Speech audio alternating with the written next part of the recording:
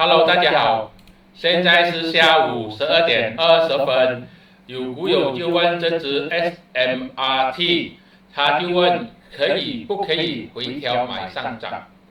我们来看一下，这只股呢非常厉害，1毛钱的时候就是飙到去9毛钱，现在从顶部这边它已经开始回调，很明显。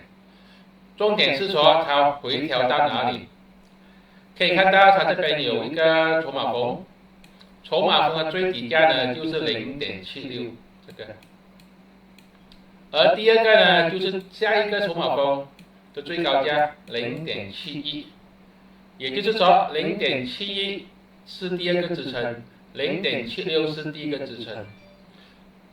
现在我们就要看一下它会在哪个支撑弹上去。哪个支撑弹上去呢？就是一个回调买上涨的机会。跌破0.76就等0.71，跌破0.71那时候再看吧。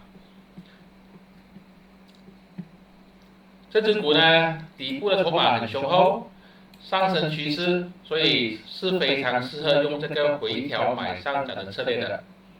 这些都是我的个人看法，并没有任何的买卖建议。谢谢大家。